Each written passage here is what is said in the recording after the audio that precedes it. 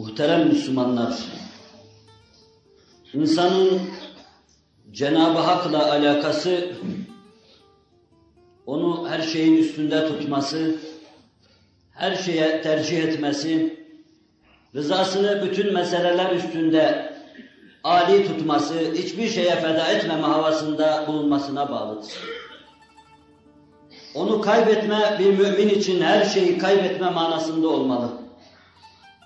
Cenab-ı Hakk'a ait bütün manalar, bütün hakikatler bir müminin kalbinde öyle taht kurmalı, öyle oturmalı ki bunlardan bir tanesinin eksikliği bir müminin ruhi hayatında, kalbi hayatında büyük bir eksiklik olarak kendisini daima hissettirmeli. İnsan dünyaya geldiği andan itibaren hakperestliğin nispetinde bu hakikatin arkasından koşacak. Bu her şeyin üstünde matlub, her şeyin üstünde makbul, her şeyin üstünde mahbub, her şeyin üstünde mergub olan Hz. Allah'a ait mana ve hakikatlerin arkasından koşacak. Gönlünü onlarla mamur etmeye çalışacak. Bir gün gönlüne gelip oturacağına inanacak. Ve geldiği zaman da geldi oturdu diye ayrı bir iman ishar edecek. İnsan aradığı nispette, arkasına düştüğü nispette elde edecek, bulacak. İnsan alakasız kaldığı nispette de mahrum kalacak. Hak ve hakikati ne zaman, hangi devirde olursa olsun arayan insanlar bulmuşlardır. Men talebe vecedde vecede. Darb-ı mesel haline gelmiş bu söz çok büyüktür. Talep etme, arkasına düşme, ciddiyet ishar etme. Aradığın şey senin karşına çıkaracaktır. Sen ebediyen mahrum kalamazsın. Varsa içinde hakikate karşı bir arzu, bir iştiyak, o gelip seni bulacaktır deniz aşırı dahi olsa. Deniz aşırı bir memlekette, bir diyarda yaşayan Necaşi, hiç bekler miydi ve beklenir miydi ki, içinde yaşattığı bir taht kurup üzerine oturtturduğu hakikat arzusu ve iştiyakı, hakperestlik, taassubu bırakma, ona Allah'ın en büyük lütfunun gelip ulaşmasına vesile olsun. Onun duygusundan ve düşüncesinden belki çok uzaktı. Böyle bir şeyi elde etme.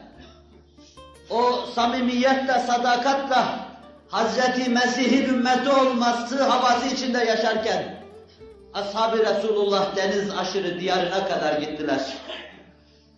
Onun tarafından orada misafir olarak izaz ve ikrama mazhar oldular. Ve bir gün ayat-ı beyinatı huzurunda okunması lütfunu da Allah lütfediverdi. Hepsine birden lütfediverdi. Hazreti Meryem hakkında Kur'an'dan ayetler var mı diye talepte bulununca Cafer İbni Ebi Talib, mü'temin kahramanı, yeşil kanatlarla semalarda, göklerde pervaz eden Hazreti Ali'nin kardeşi, kanat çırpıp uçuverdi Necaşi'nin karşısına. Uçuşu gibi Sure-i Meryem'i okuyordu. ذَٰلِكَ عِيسَى بْنُ مَرْيَمْ قَوْلَ الْحَقِّ الَّذ۪ي ف۪يهِ يَمْتَرُونَ ayetine geldiği zaman Necaşi yere serilivermişti. Bütün üskufenin, ruhbanların, rahiplerin gözleri yaşlarla dolmuştu. Ortalığı bir çağlayan almış gidiyordu. 70 insan Resulullah'ın huzuruna gönderdi. Bu hakikat menbaına gidin de dinleyin diyordu. Bu 70 insan huzuru Resulullah'a geldiler. Resul-i Ekrem'in huzurunda menbaından Kur'an'ı dinlediler. Necaşi'nin huzurundaki durum gibi değildi bu. Orada okuyan Cafer İbni Ebi Talib ise, burada okuyan doğrudan doğruya mahbiti vahyi ilahinin makesi, kalbi pake sahip olan Resul-i Efkan ve Emced idi. Bütün rahipler hıçkıra hıçkıra ağlıyorlardı.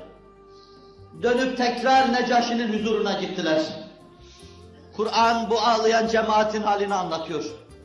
وَاِذَا سَمِعُوا مَا اُنْزِلَ اِلَى الرَّسُولِ تَرَى اَعْيُنَهُمْ تَفِيدُ مِنَ الدَّمْعِ مِمَّا عَرَفُوا مِنَ الْحَقِّ O şanı yüce Nebi'ye inen ayat-ı beyinat kendilerine okundu. Onlar onu dinledikleri zaman gözlerinin adeta çeşmeler halinde yaş bıraktığını salıverdiğini görürsün. تَفِيدُ مِنَ الدَّمْعِ مِمَّا عَرَفُوا مِنَ الْحَقِّ Hak'tan bildikleri şeyi bildiklerinden ötürü. Diyorlardı ki inandık hak gelecek, inandık gerçek zuhur edecek, inandık gün doğacak diyorlardı deniz aşırı. İnandık elimizden tutacak haraskar gelecek diyorlardı. Kapılarının önünde bulunca bu defa onlar artık şimdi inandık geldi diyorlardı. Mimma arafu minel hak. Yekulûne Rabbena âmennâ. Rabbimiz iman ettik ikinci defa. Mesih'e imandan sonra, kiliseye imandan sonra, Resulullah'a iman ettik ya Rabbi diyorlardı. Fektubna ma'aş-şahidin. Bizi de şahitlerden yaz Allah'ım diyorlardı. Kur'an bunların halini anlatıyordu. Ama acaba sadece Necaşi'nin cemaatine mahsur mu kaldı ayat-ı Kur'an, mani Kur'an, mefhumu Kur'an?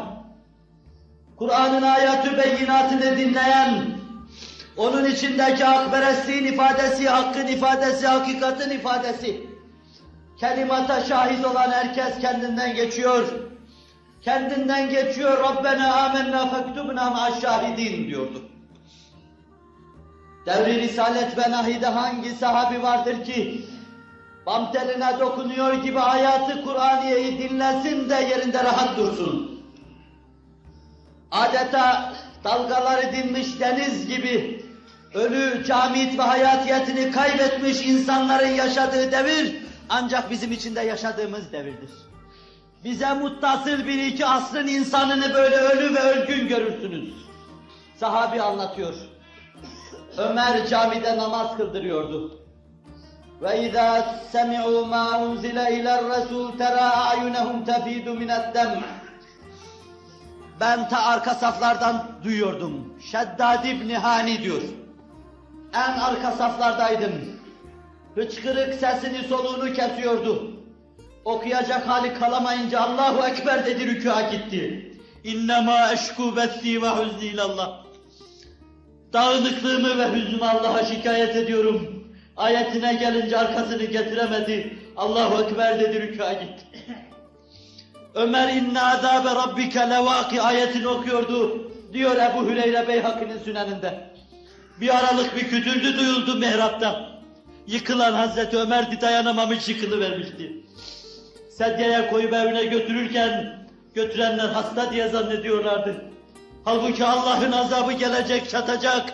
Ferman-ı Sübhanisi karşısında kalbi çatlayıvermiş, ayakta duramamış, yıkılıvermişti. Ve izâ semi'û mâ unzile iler-resûl terâ a'yunehum tefyîdu mined-dem'i mimmâ arafû minel-hak. İbn Ömer ayat-ı beyinatı okuyor. Veylun lil mutaffifînellezîne izektâlû suresini okuyor. Yevme yekûmun nâsu li rabbil âlemîn dediği an cemaatin önünde o da yıkılıveriyor. O gün insanlar hayatta yaptıkları şeyin hesabını vermek üzere Mevla-i Müteal'in huzurunda dikilecek, hayatın hesabını verecekler. İşte bu ayetlere gelince ayakta durmaya takatı kalmadı, yıkıldı. Ayat-ı beyinat okununca o kadar ağlardı ki hayatının sonuna doğru gözleri tamamen bozulmuştu. Görmüyordu gözleri ve sürme çekiyor, bunu kapamaya çalışıyordu. Gün olur ki sahabe anlatıyor, evinin içine kapanır, saatlerce dışarıya çıkmazdı. Kapısının sürgüsünü arkaya sürdüğü zaman içeriden hıçkırık sesleri duyulurdu. Evin duvarları adeta beraber ihtizaza gelmiş gibi inleyen bir gönül, kendisine dokunan tokmak karşısında ses çıkaran bir davul gibi ses çıkarırdı. Ve dışarıya çıkarken de gözlerine sürme çekerdi. Bunu görmesinler diye sürme çekerdi. İlham-ı ilahi, vahyi ilahi bir gönlü aksettiği zaman gönülde öyle makes buluyor, tesir ediyor. Ölülerin ve ölgünlerin, yıkıkların ve döküklerin topyekün yaşadığı asır, tenzih edeyim cemaatimizi. Sadece 20. asırda görülür bunlar. Bütün kolu kanadı kırıklar, kalbi hayatını tüketenler, bitirenler, his hayatı duygusuz hale gelmiş olanlar, kafasında idraki kaybedenler, dünya tarafından esir ve zebun edilenler, bir tekmede rahatlıkla dünya ve mafyasını terk edemeyen ham ruhlar, yobazlar ve softalar sadece 20. asırda vardır. 19. asırda vardır. Göremezsiniz insanların yaşadığı asırda bu derece hamlığın hüküm ferma olduğunu. وَاِذَا سَمِعُوا مَا اُنْزِلَ اِلَى الرَّسُولِ تَرَى اَعْيُنَهُمْ تَفِيضُ مِنَ الدَّمْعِ مِمَّا عَرَفُوا مِنَ الْحَقِّ يَقُولُونَ رَبَّنَا آمَنَّا فَاكْتُبْنَا مَعَ الشَّاهِدِينَ. Necaşi ağlıyor gözleri çağlayan gibi. Ashab-ı Sefine ağlıyor gözleri çağlayan gibi. Huzur-u Risalet Fenayi'ye gelen sefirler ağlıyor gözleri çağlayan gibi. Ömer ağlıyor, İbni Ömer ağlıyor, Ebu Hüreyre ağlıyor, Ümmü Ebu Hüreyre ağlıyor gözleri çağlayan gibi. Yığın yığın günahın kendilerini zebun ettiği, bellerini kırdığı, boyunlarını büktüğü, kalbi hayatlarını öldürdüğü cemaatimiz ne yapıyor acaba? Allah bunu size sorarsa ne diyeceksiniz? Resulullah size sorarsa ne diyeceksiniz? Ne yapıyorsunuz? Neredesiniz derse ne diyeceksiniz? Ben kendi namıma diyecek bir şeyim yoktur. Azmış sapmış tağî nefsimle diyeceğim bir şey yoktur. Yıkılışlara adeta şiir söylüyor gibi, bütün çöküşleri haraba haline gelişlerin destanını yazıyor gibi, her şeye karşı laubali kalan, gayri ciddi kalan, kem talih bana sorulsa diyeceğim bir şey yoktur. Gidin şu cuma gecesinde, cumayı cumartesine bağlayan gecede hayatınızın hesabını yapın. Kazandığınız şeylerin Allah karşısında sizi nereye götürdüğünün hesabını yapın. Müterakim seyyiatın, sizin belinizi büken masiyetin sizi nereye götürdüğünün hesabını yapın. Belki fevt ettiğiniz şeyi geriye döner bakar da o zaman anlayıverirsiniz. Anlayıverir de kervana arkadan kavuşuverirsiniz. Ve benim bu sözlerim sizin içinizde bu heyecanı, bu aşkı uyarırsa, bir gecede hayat muhasebesi yapmaya sizi sevk ederse, ve kalbuhum basidunne, ashab-ı kiramın arkasında yerini alma ümidi belirir içimde. Bunu da Cenab-ı Hakk'ın rahmetinden intizar ediyorum.